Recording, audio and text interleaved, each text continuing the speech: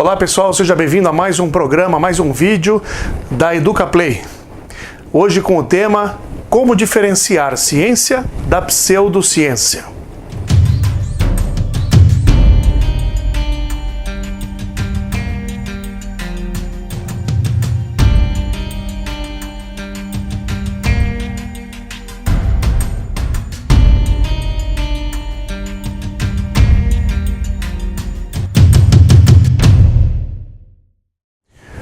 Pois é, pessoal, hoje a gente vai falar um pouquinho, que seria a terceira parte dos vídeos, né, sobre o que é ciência. O vídeo passado foi sobre as características da ciência e hoje a gente vai falar agora sobre como diferenciar a ciência da pseudociência, né? Como detectar a pseudociência, né? Quando você tiver um item desses que a gente vai falar, um ou mais, você provavelmente está frente a algo que a gente considera como pseudociência, né? Então olha só o primeiro. Apelo ao sobrenatural. Utilizar entes sobrenaturais inacessíveis ao exame empírico, como por exemplo força vital, princípio vital, alma, divino, destino, opiniões e crenças. Você não tem como comprovar absolutamente nada quando a pessoa vem com um argumento divino, um argumento de alma, espírito. Então tem como você discutir racionalmente sobre aquele fenômeno, porque vão lhe faltar dados, vão lhe faltar provas, né, para você conseguir julgar e entender aquele fenômeno, né?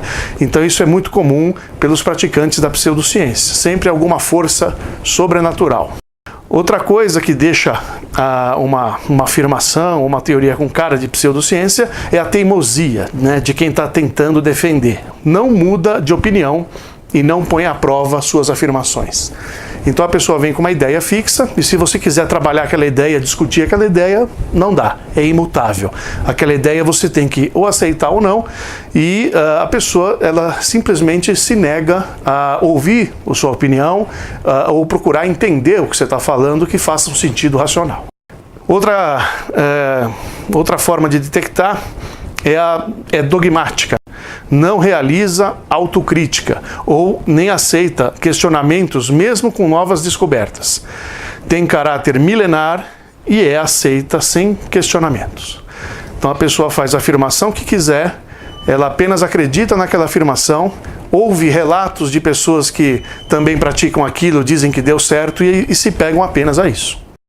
Então ela não aceita autocrítica, ela mesma não se critica, ela mesma acha que não tem erros naquelas formulações, naquelas teorias que ela mesma produz. Então isso é algo característico do dogma. Covarde. Como assim covarde? Nunca se sustentam sozinhas. Quando alegam cura, precisa que o paciente esteja sendo tratado juntamente com a ciência. Podem ser prejudiciais ou fatal, então precisa tomar cuidado com essa característica. Atribuem a culpa do insucesso sempre nos pacientes, dizendo que eles são incrédulos ou que eles têm pouca fé. Então por isso que a gente fala que é covarde. Se aquela medicina alternativa funciona, ou aquela terapia funciona, que seria alternativa também, por que você não usa só ela e ela resolve o problema? Então aí vem alegações o quê? Ao apelo sobrenatural, dizendo que aquele tratamento cura a parte espiritual, mas não a parte física. Então tem que associar isso à medicina convencional. Ora, ela não se sustenta sozinha. Se ela funcionasse, ela resolveria por si só. Mas sempre tem um apelo, como diz a primeira característica ali, apelo ao sobrenatural. E é covarde por quê? Porque quando você fala, então, aplica essa alternativa. Não sei, você vai falar de, por exemplo, terapia magnética, usar pulseira magnética para tratar uma doença. Então vamos usar essa pulseira e vamos agora conferir isso em laboratório ou com exames para ver se você curou realmente a doença. Sabe o que vai acontecer? Se a doença não tiver nenhuma cura, a pessoa não tiver nenhum tipo de modificação positiva daquilo, ela vai falar que o ambiente que atrapalhou, que é o profissional que atrapalhou, que está acompanhando, que é o paciente que não teve fé, e enfim, ela vai buscar de outros subterfúgios para não assumir a sua incapacidade de resolver o problema. Rejeita a crítica. Então, se você tiver aí pessoas que não aceitam uma crítica, não aceitam uma sugestão, para e pensa se você não está frente a uma pseudociência. não querem nem escutar opiniões contrárias, ou quando fazem, não discutem com a coerência ou usam a razão. Tá? Então elas sequer usam a razão, sequer a coerência, então elas não se permitem que você opine, que você discuta, que você questione. Fazem apelações esotéricas. Não utilizam as leis da ciência, ao contrário das afirmações científicas que são apoiadas em teorias científicas, lógicas e comprovadas. Então tudo vai para o esoterismo. Se você desconhece alguma coisa, não sabe explicar como aconteceu aquele evento, aquele fenômeno, você já logo atribui ao esoterismo, a alguma coisa sobrenatural. Ao invés de se ater aos fatos e tentar interpretar aquele fato, né, a partir da observação, não, já joga tudo a conta no esoterismo, né? Então isso é característico também. Sem sentido. O que significa isso? Seus princípios são incompatíveis com princípios mais seguros da ciência. Por exemplo, telecinese, que é o princípio da conservação da energia. Então, na ciência a gente explica sobre isso, né? Explica a conservação da energia, mas eles acreditam na telecinese, que você, alguns seguidores da pseudociência acreditam que você pode mover objetos com o poder da mente. Então isso vai contra os princípios da lei da física, da lei da ciência, que é o da conservação da energia. Então eles acreditam piamente nisso, mas quando você pede para provar isso, aí já não é bem assim, não é replicável em qualquer lugar, não é aquela pessoa, tem que ser uma outra pessoa que tem aquele poder, então vai ficando também algo sem sentido. É fácil, ou seja, a pseudociência é fácil. Para praticá-la, não precisa estudar ciências ou ter fundamento lógico, basta crer. Qualquer pesquisador entende a literatura alternativa, mas o contrário nunca ocorre. Então, se eu, por exemplo, quiser estudar medicina alternativa, a pseudociência, qualquer outra área alternativa, eu consigo, porque não tem nada ali que não seja impossível de entender ou muito difícil de entender. Agora, o contrário, eu vejo que é verdade. As pessoas da pseudociência, quando começam a ler um artigo científico, começam a ler a ciência, já acha difícil, já abandona, não tem interesse e já quer largar. Então, ela não se esforça, porque é difícil você entender o mundo como ele realmente é. Outra característica aqui, ela é isolada. O que significa isso? Ela não complementa nem se encaixa em outras áreas do conhecimento. O que é estranho, porque a ciência ela acaba abraçando várias disciplinas, várias áreas de conhecimento para adquirir uma opinião cada vez mais aprofundada e conceitual sobre os fenômenos da vida. Já a pseudociência, ela por si só, não precisa de outras disciplinas como matemática, física, química para tentar se sustentar, ser mais coerente. Ela não precisa disso. Contraditória. Alegam cura com a alternativa. Por exemplo, a mente desenvolveu a doença. Mas se fosse verdade, a mente também poderia curar a doença, o que não ocorre, né? Então existe um mito muito perigoso que a gente pega aí os pacientes com lesão maligna na boca, de câncer, né? E eu vejo que alguns pacientes, eles carregam uma culpa de que eles foram os criadores do câncer, né? Aí você pega gente que não fumou, que não bebeu, que não ficou exposto por livre e espontânea vontade contra carcinogênicos, né? E elas adquiriram o câncer. E aí que vem o problema. Por ser também, lembra que nós falamos que tem uma característica covarde que geralmente atribui o insucesso no paciente ou o problema no paciente, né? Então elas acabam culpando o paciente de ter a doença, porque ele criou isso com a cabeça. Então aí começa a vir um monte de besteira do tipo, o rancor que a pessoa passou na vida gerou o câncer. A raiva que ela passou na vida gerou câncer. A depressão pode dar câncer. Ou seja, se fosse verdade isso, todo mundo na vida passou em alguns momentos de estresse emocional, seja de depressão, tensão, ansiedade, raivas, rancores, e todo mundo deveria ter câncer, né? Não funciona dessa forma. Então é contraditória, porque se fosse verdade que a sua mente criou o câncer, você não precisaria de nenhum tratamento, só a sua cabeça e você mesmo conseguiria involuir aquele câncer e fazer com que ele suma, o que não é verdade. Você precisa de assistência médica para fazer esse tipo de tratamento. Por isso que a gente acha ela covarde e perigosa, porque pode levar pessoas a óbitos. Quantos pacientes eu já vi que largaram tratamento para ir atrás da alternativa? E a única alternativa que eles tiveram foi piorar essa doença e falecer com ela. A ciência tenta sempre, claro que você tem doenças graves, né, que a ciência também não consegue curar, mas ela consegue melhorar um pouco mais a qualidade de vida, estender a vida do paciente. E muitas vezes resolver o problema. Tá? Então acho que esse item é um dos mais complicados que a ciência vai se debater sempre com a pseudociência. Inútil. Então, assim, ela não produz realmente nenhuma modificação na sociedade. A pseudociência nunca criou nada, nem na tecnologia, nem na área da saúde, nem na área da política. Principalmente, né, tem gente que quer prever coisas, né? Aí você tem aí os charlatães da vida, que tem bola de cristal, que fica lendo mão, que fica querendo ver o futuro das pessoas, o futuro da política. E, na verdade, é tudo especulação, porque não tem nada científico em relação a isso, em prever coisas. Então, não se cria nada, nem na tecnologia, nem nada.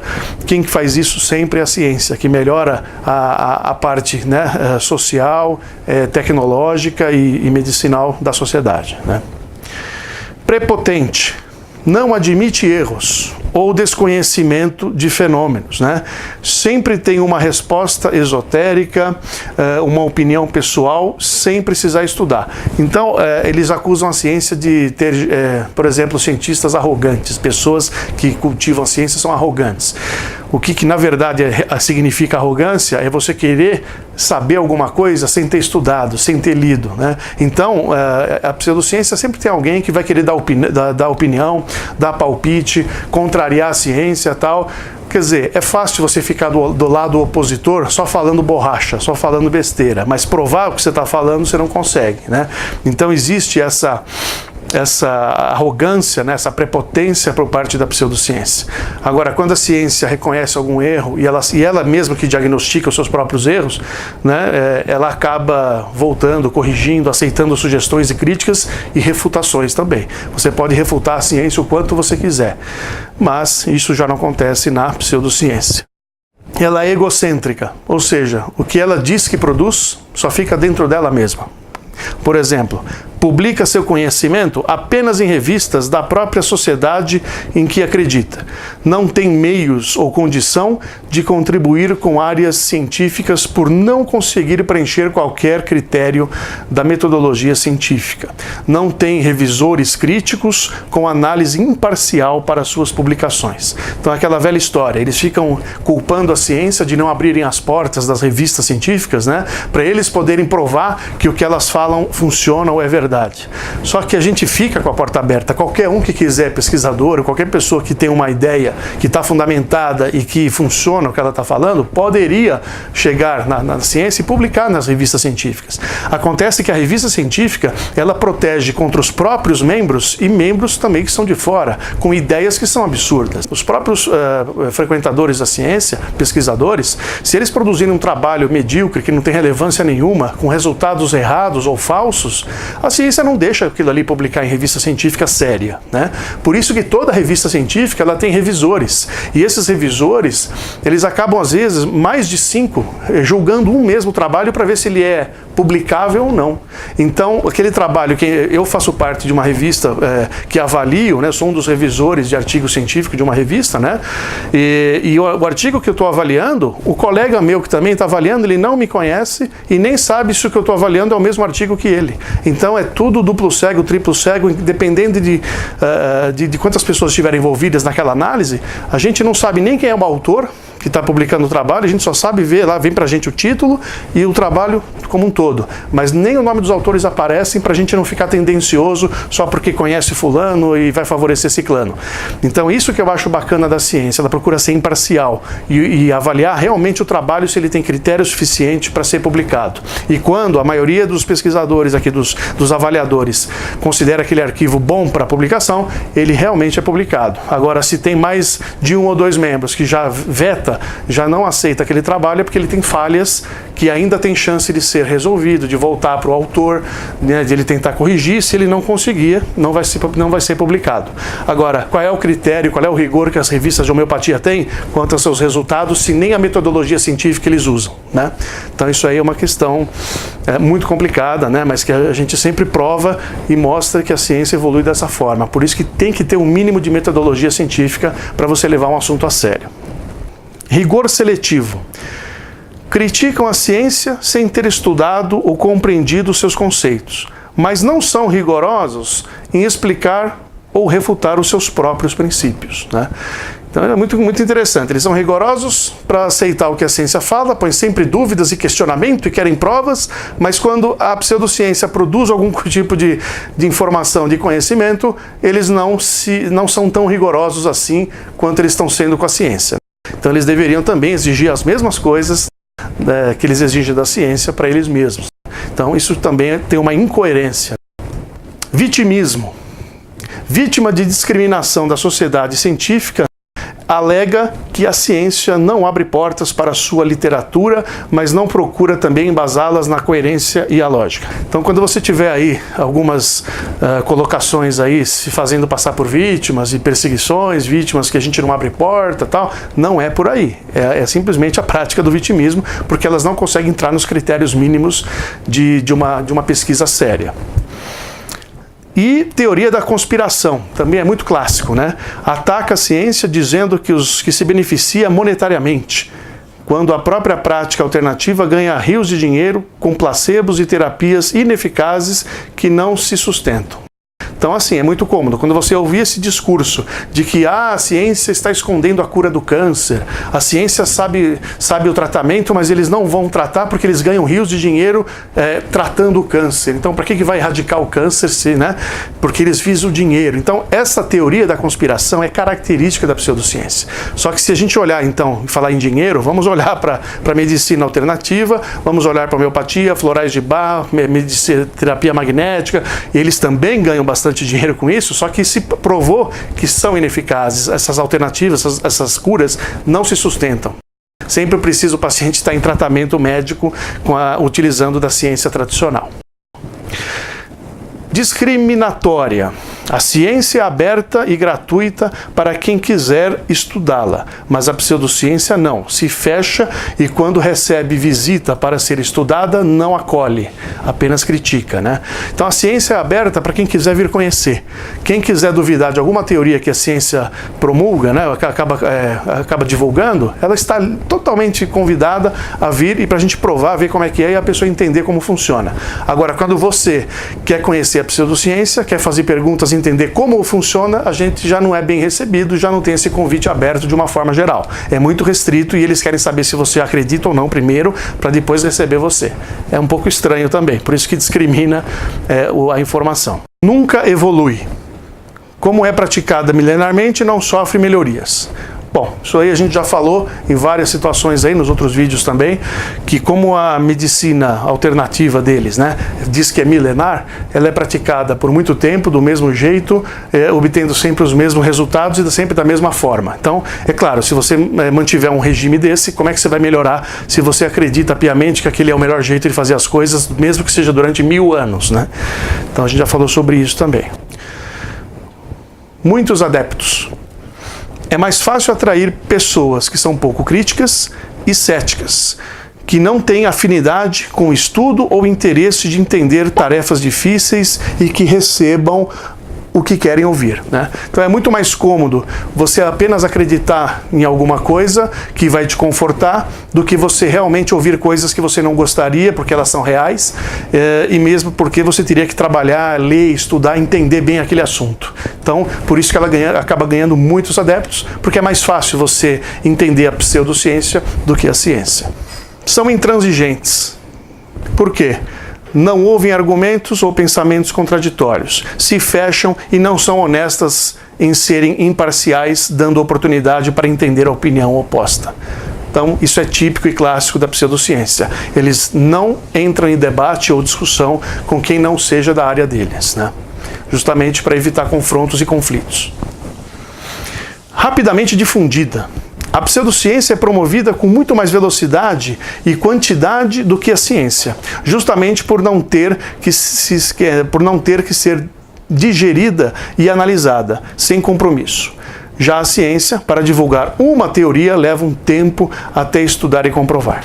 Ou seja, a velocidade e quem se produz bobagem no dia a dia, a gente vê muito isso na internet, né? Muitas afirmações, muitas teorias erradas, né? A velocidade com que a besteira se propaga é muito maior do que uma coisa certa que a ciência fala. Por quê? Porque para a ciência ter certeza do que ela está falando é certa, demanda tempo, estudo, investimento, para ela ter certeza que aquilo não vai prejudicar ninguém. Agora, medicinas alternativas, você pode falar o que você quiser, acreditar ou não requer tantos estudos, nem muito a longo prazo também dizendo, então a responsabilidade é menor. Então a besteira para ser checada demora também muito mais tempo. Então sempre a besteira vai ser mais rápida e ter mais quantidade difundida no mundo do que a verdade científica, né? E de forma geral os seguidores questionam apenas a ciência e aceitam a pseudociência. Então é muito comum. A gente diz que o perfil das pessoas que gostam da pseudociência são pessoas mais passivas, que mais acolhem, mais aceitam do que questionam, debatem e vão gastar a sua energia para entender coisas, né? Então é um porto seguro, é muito mais fácil você continuar na mesmice do que provocar grandes rebeliões, revoluções na sua cabeça, né? Então eu espero que com isso a gente reflita um pouquinho mais quando a gente receber informações, melhor dizendo, desinformações na internet, né, nas mídias sociais, porque a besteira, como a gente falou, se propaga com muito mais rapidez e para você filtrar isso demora, exige tempo. Sempre procure um especialista, um profissional, o profissional, quando ele recebe um paciente, ele tem uma responsabilidade sobre aquele paciente. Agora, a medicina alternativa ou outras alternativas, não é obrigatório que você seja um profissional médico, não é. Tem muitas áreas que não exigem isso. E aí a responsabilidade que ele tem em relação ao tratamento, ela é pequena, ela é bem menor, né? Então, cuidado com isso. Quando você vai procurar ciência, você tem respaldo científico, você tem respaldo até como lei, obrigação do profissional ajudar você com o seu problema. Tanto é que ele é até processado se ele fizer alguma coisa errada. Agora, já na alternativa, se o cara lê o seu futuro errado, se ele colocar uma pulseira magnética, falar que vai curar o seu diabetes, ou o seu estresse, ou sei lá o que, e não curar, o que você vai fazer? Vai processar o cara? Né? Isso não acontece, é muito raro, muito raro.